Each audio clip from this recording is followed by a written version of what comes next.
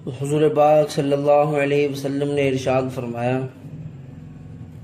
حضرت انس رضی اللہ تعالیٰ عنہ سے روایت ہے، فرماتے آپ علیہ السلام نے بیان فرمایا کہ جب مجھے معراج ہوئی تو میرا گزر ایک ایسی قوم پر ہوا جن کے ناخن سرخ تانبے کے سے تھے اور وہ اپنے چہروں کو اور اپنے سینے کو ان ناخنوں سے نوچ رہے تھے۔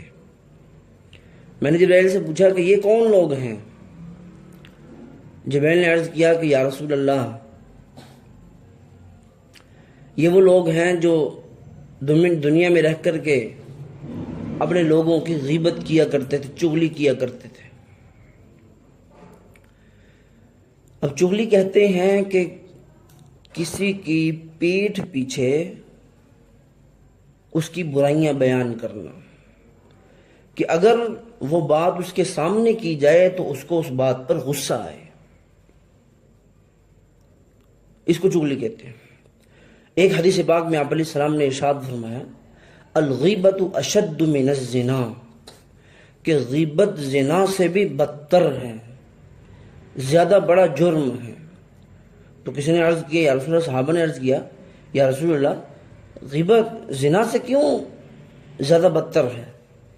آپ علیہ السلام نے ارشاد فرمایا، اس لیے کہ اگر کوئی آدمی بدبختی سے زنا کر لیتا ہے، پھر وہ اللہ رب العزت سے معافی مانگے تو اللہ رب العزت اس کو معاف کر دیتے ہیں۔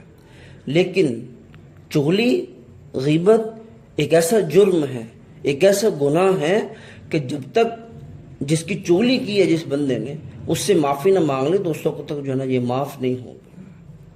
اور آج ہمارے معاشرے کے اندر چغلی، غیبت، ایک دوسرے کی برائیاں بیان کرنا آپس میں، اور عورتوں کے اندر خصوصیت کے ساتھ یہ جو ہے نا مرض پایا جاتا ہے کہ جہاں 2 عورتیں 4 عورتیں بیٹھی ہوں تو کسی کی چغلی غیبت کیے بغیر وہ رہ ہی نہیں سکتے۔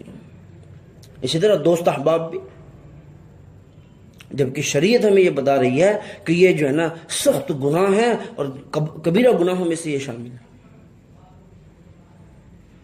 اَيُحِبُّ أَحَدُكُمْ أَن يَأْكُلَ لَحْمَ أَخِيهِ مَيْتًا فَكَرِهْتُمُوهُ، اللہ رب العزت قرآن پاک میں ارشاد فرمایا کہ جو ہے نا جو آدمی کسی غیبت چغلی کرتا ہے ویسے جیسے جو ہے نا وہ گوشت کھا رہا ہے اپنے بھائی کا۔